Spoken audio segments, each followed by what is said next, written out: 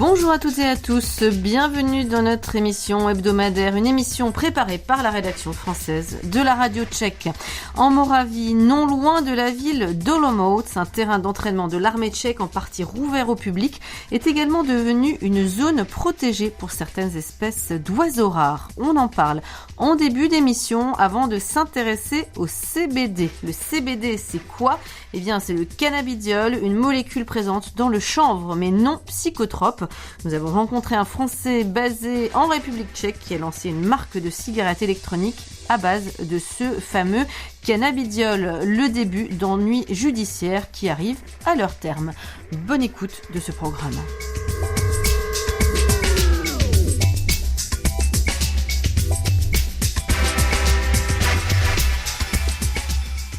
Malgré le son des tirs d'armes à feu, des explosions et des véhicules de l'armée de terre, le terrain militaire de Libava est devenu une sorte de sanctuaire pour les espèces d'oiseaux rares. Depuis 2016 et la réouverture partielle du site au public, les ornithologues surveillent de près le lieu et travaillent maintenant sur un atlas dédié aux espèces locales. Zoé Samin. La zone des oiseaux de Libava est située sur un camp d'entraînement militaire non loin de la ville morave d'Olomouc. En raison de la présence des militaires, l'endroit est resté largement inhabité pendant des décennies, créant des conditions idéales pour beaucoup d'espèces protégées animales et végétales. Le terrain d'entraînement militaire a été installé en 1950 et il a servi de base aux troupes soviétiques après l'invasion de la Tchécoslovaquie en 1968. Libava a continué à être utilisé à des fins militaires après que les derniers soldats soviétiques aient quitté le pays au début des années 1990. Ces dernières années, la taille de la zone occupée par l'armée a été considérablement réduite afin que le site rouvre partiellement au public. Depuis, les ornithologues le surveillent de près.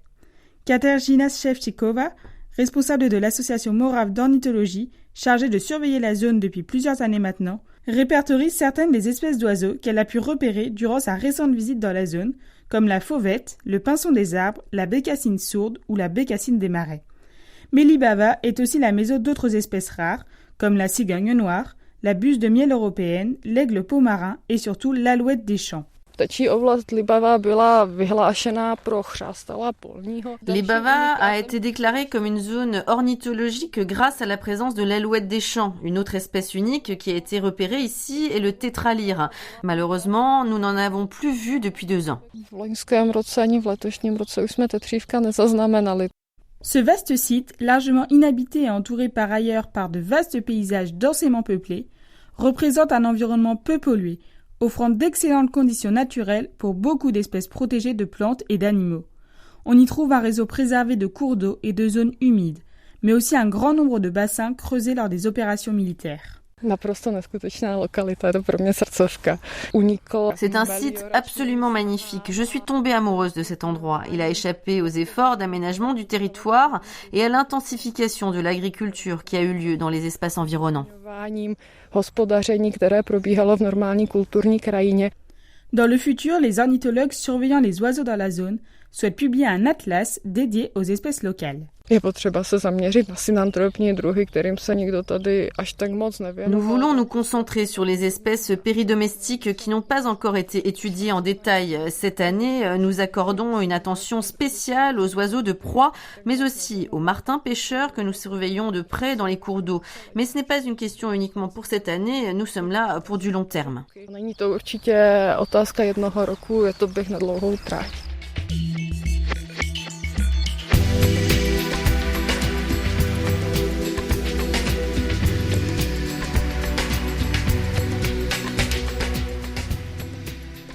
Ans depuis le début de ses ennuis judiciaires, le Français Sébastien Bégri commence enfin à voir le bout du tunnel. Il est le fondateur de la marque Cannavap qui a lancé les premières cigarettes électroniques au cannabidiol, le CBD, une molécule présente dans le chanvre mais non psychotrope à la différence du tétrahydrocannabinol, le THC. Condamné en première instance par la justice française, il a récemment obtenu gain de cause devant la Cour de justice de l'Union européenne et son cas doit être à nouveau jugé en France à l'automne. Entretien avec Sébastien Bégri par Alexis Rosenzweig. Sébastien Bégri, bonjour. Bonjour Alexis. Depuis combien de temps est-ce que vous êtes pragois ? Eh ben, je suis arrivé à Prague en fin 2015. Donc ça a commencé à faire presque 6 ans. Pourquoi à Prague? Alors je suis venu à Prague par concours de circonstances, puisque comme vous avez peut-être pu le voir dans les actualités, j'ai créé la première marque de cigarettes électroniques au CBD en Europe en décembre 2014, où j'ai fait une annonce un peu fracassante en France avec une campagne de presse nationale qui m'a valu les foudres les foudres du ministre de la Santé de l'époque, Marisol Touraine. Tout à fait. Alors Canavap, c'était la marque que vous aviez lancée à l'époque. Il va falloir expliquer à nos auditeurs ce que c'est le CBD. Ouais, alors le CBD, pour faire simple, c'est un principe actif qu'on retrouve dans le chanvre, qui est complètement légal et qui n'a aucun effet psychotrope, c'est-à-dire qu'on n'est pas défoncé avec cette molécule qui est dans le chanvre. Le chanvre, c'est le chanvre, on parle du chanvre textile, technique, donc c'est le même chanvre qu'on va faire pousser pour faire de la fibre pour les vêtements ou pour la création d'habitacles. Et donc cette plante, le chanvre, elle a une molécule qui est le CBD, qui a des effets de bien-être, donc qu'elle on voue des vertus de relaxantes, calmantes. Et donc cette molécule est légale et sur ce fait en fait en 2014 j'ai créé un premier produit à partir de cette molécule, mais cette molécule reste quand même peu connue près des autorités, puisque malgré tout le fait qu'il n'y a aucune interdiction sur cette molécule, il reste encore quelques doutes. Il y a un flou juridique. Exactement, voilà, il y a un vrai flou juridique, puisqu'en fait c'est une molécule qui est nouvelle, enfin qui est pas nouvelle parce qu'elle a toujours été présente dans le chanvre, mais qu'on utilise récemment et sur ce fait en fait il n'y a aucune loi qui a pu stipuler clairement sur le statut et le cadre législatif de la vente de ce produit. Vous avez été considéré comme un criminel en France. Ouais, à l'époque, j'étais clairement considéré comme un criminel, mais j'étais mal compris en fait, on va dire. J'étais un peu en avance sur mon temps et de ce fait, mon produit a été mal interprété par les autorités sur le fait qu'en fait, je cherchais à promouvoir le cannabis, or que pas du tout. J'étais juste à rendre accessible une molécule bienfaisante pour mes concitoyens français de l'époque. Vous avez été condamné en première instance, en appel également. Vous en êtes arrivé devant la Cour de justice de l'Union européenne qui a rendu une décision en votre faveur. C'était en novembre dernier, je crois. Tout à fait. Depuis donc 2016, qui a été le premier jugement, première instance, on a fait un recours en appel et en cours d'appel, donc on a une question préjudicielle sur justement le statut du CBD en France et en Europe. Donc suite à ça, le juge de la cour d'appel a eu le professionnalisme et le courage d'aller jusqu'au bout de la démarche. Donc on est allé à la Cour européenne de justice pour savoir quel est le statut de cette molécule. Et donc en novembre dernier, la Cour européenne de justice a stipulé que si un produit était fait de manière légale dans un pays d'origine, il pouvait de ce fait être distribué dans d'autres pays membres de l'Union européenne sous le cadre de la déclaration de Schengen, libre-échange des marchandises. Donc vous laissez la possibilité de produire en République tchèque pour vendre en France. Exactement. Et je vais citer l'arrêt qui dit que d'après l'état actuel des connaissances scientifiques dont il est nécessaire de tenir compte, à la différence du THC, un autre cannabinoïde du chanvre, le CBD, donc le cannabidiol en cause, n'apparaît pas avoir d'effet psychotrope ni d'effet nocif sur la santé humaine. Fin de citation. Donc ça a été un changement radical, non seulement pour vous, mais aussi pour tous ceux qui s'étaient engouffrés dans la brèche du CBD. Et depuis, c'est un boom monumental, non seulement en France, mais ici aussi à Prague, où on voit des boutiques ouvrir quasiment toutes les semaines. Vous êtes à l'origine de tout ça, en fait. D'une certaine manière, oui. Et en effet, suite à cette décision-là, il y a beaucoup de lignes qui ont bougé. Comme vous l'avez dit, sur Prague, il y a de plus en plus de boutiques qui sont ouvertes physiquement. Il y a aussi énormément de boutiques en ligne qui se sont développées. Et après, en termes au niveau national, il y a donc en Tchéquie, il y a une discussion là pour un nouveau projet de loi qui va justement permettre un plus grand développement prospère de cette filière-là en Tchéquie, mais aussi pour mentionner un pays voisin, la Slovaquie. Jusqu'à il y a 2 mois, en Slovaquie, le CBD avait été considéré comme un stupéfiant, hormis les recommandations de l'OMS, l'Organisation mondiale de la santé, qui disait que le CBD n'est pas un stupéfiant. Et donc suite à mon procès, la Slovaquie a été obligée en fait de reconnaître le CBD comme une molécule légale. Et donc en mai 2021, la Slovaquie a légalisé le CBD. Donc là, il y a aussi tout un nouveau mouvement qui est en train de se créer en Slovaquie. Ce qui est assez paradoxal, puisque la Tchéquie était un pays pionnier de la production de CBD, et son voisin direct, avec qui ils ont une histoire culturelle aussi assez étroite, a une politique sur le cannabis complètement opposée, quoi. Alors c'est ce qui vous a amené ici à Prague aussi, ce fait que la République tchèque était pionnière en matière de CBD. Comment ça se fait ? Exactement. Je pense que c'est un concours de circonstances que déjà, enfin après moi c'est mon avis personnel, mais après il faudrait demander à un Tchèque, mais d'après ce que je peux ressentir, la Tchéquie a un lien assez étroit avec le cannabis, comme une plante étant tout à fait normale d'utiliser, puisqu'il y a un passé culturel dans l'usage du chanvre et de la culture du chanvre en Tchéquie. D'ailleurs, pour une petite anecdote, moi quand je suis arrivé à Prague et que je faisais les démarches administratives pour créer ma société, et qu'on me demandait c'était quoi mon domaine d'activité, j'étais assez timide d'être franc. Et puis malgré tout, voilà, moi je suis quelqu'un de transparent dans tout ce que j'ai fait. Et donc j'ai expliqué, voilà, je travaille sur le chanvre. Et quasiment tout le temps, la réaction des Tchèques, c'était le chanvre, j'ai ma grand-mère, elle fait pousser une petite plante dans le jardin, et avec la plante, elle se fait la pommade, et ça l'aide pour l'arthrose, le machin, etc. Et donc en fait, les Tchèques ont un rapport avec le cannabis qui est pas du tout diabolisé. Au contraire, c'est une plante qu'ils apprécient. La Tchéquie jusqu'à 2017, c'était les plus gros consommateurs de cannabis en Europe. Avec une législation plutôt tolérante en la matière. Tout à fait.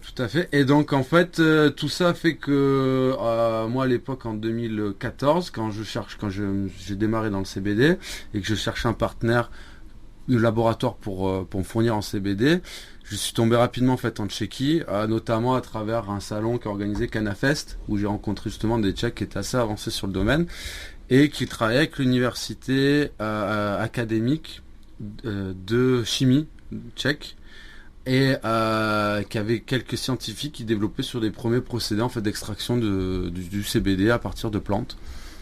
Et donc c'est comme ça que je me suis que j'étais un peu intronisé à la culture tchèque, et que j'étais amené à travailler étroitement avec un laboratoire tchèque, et de ce fait je suis venu en Tchéquie pour m'approcher de la source. Sébastien Béguerie, 2 dernières questions pour finir à propos de ce marché. Est-ce que votre activité croît de manière exponentielle d'année en année, et est-ce que c'est un marché très concurrentiel aujourd'hui ? Oui.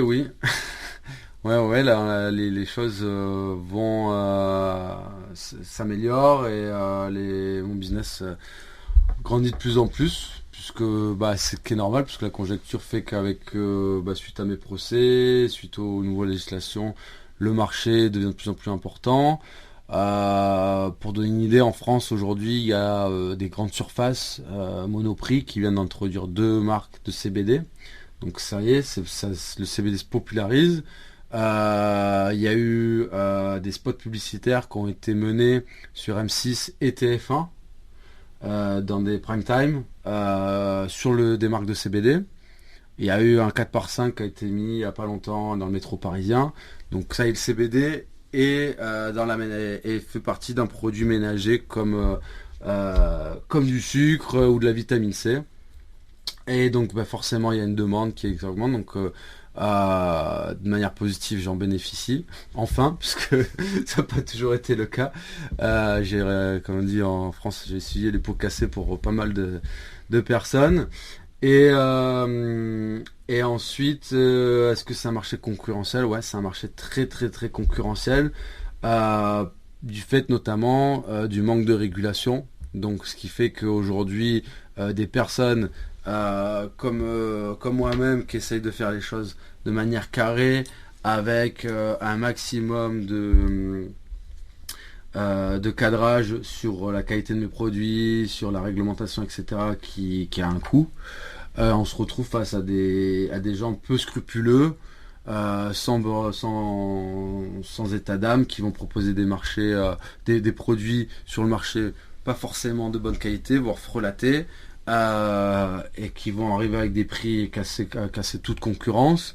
Mais pour le consommateur lambda qui comprend pas forcément où ces différences sont, forcément le prix fait la différence, surtout dans la conjoncture actuelle avec la crise. Au niveau économique, c'est pas toujours facile pour tout le monde. Et la même chose au niveau des magasins, puisque derrière, ce qu'ils cherchent les magasins, c'est faire de l'argent, avant tout de faire du bien-être, et ils sont là pour le profit. Et donc, quand on propose des produits qui sont un peu plus chers que nos concurrents, c'est aussi compliqué. Donc c'est un marché très concurrentiel, et il y a de plus en plus aussi d'acteurs qui essayent de s'engouffrer, vu la manne qui est générée. Donc c'est assez attractif, sexy. Et notamment, autour de tout ça, on parle de cannabis, donc ça crée tous les fantasmes du monde. Donc c'est pas un marché facile. Ultime question, si le juge français statue en votre faveur en octobre, est-ce que vous demandez des dédommagements à l'État ? Tout à fait, ouais, c'est prévu, puisque clairement, moi déjà, ça m'a coûté énormément d'argent cette affaire-là. Donc si après 7 ans, en fait, après tous les frais juridiques que j'ai engendrés, on me dit tous ces frais-là ont été pour rien. Déjà il y a ce côté-là, parce qu'en termes d'avocat, ça m'a coûté le prix d'une voiture depuis tous ces temps-là. Et derrière, en termes de économique, clairement moi avec cette mauvaise pub, et surtout parce que en soi le cannabis n'a jamais été officiellement, on m'a jamais interdit de le commercialiser, mais il y avait une telle pression au niveau des autorités et notamment au niveau de mon procès que j'ai préféré mettre les choses en stand-by et jouer du côté me sécuriser en fait en gardant mon côté huile, capsule, alpha 4. Et donc clairement j'ai perdu énormément d'argent parce que c'est un produit que je n'ai pas pu exploiter, puisqu'aujourd'hui sur des produits similaires c'est des millions d'euros chaque année de produits vendus, hein. Donc il y a un réel préjudice financier sur lequel je compte bien continuer les démarches pour demander des dédommagements et intérêts. Dziękuję, Sébastien Briguin. Vous parlez tchèque ? Nanizac. Parfait, vous avez appris les bases. Non, il va falloir passer à la prochaine étape. Mais non. Merci beaucoup. Merci à vous.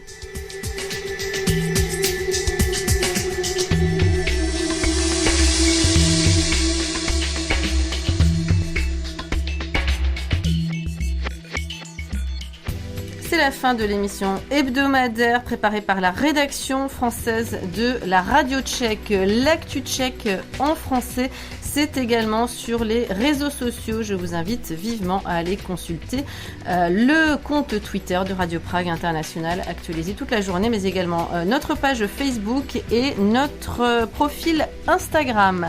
Merci à toutes et à tous de votre fidélité. À la semaine prochaine. Ahoy!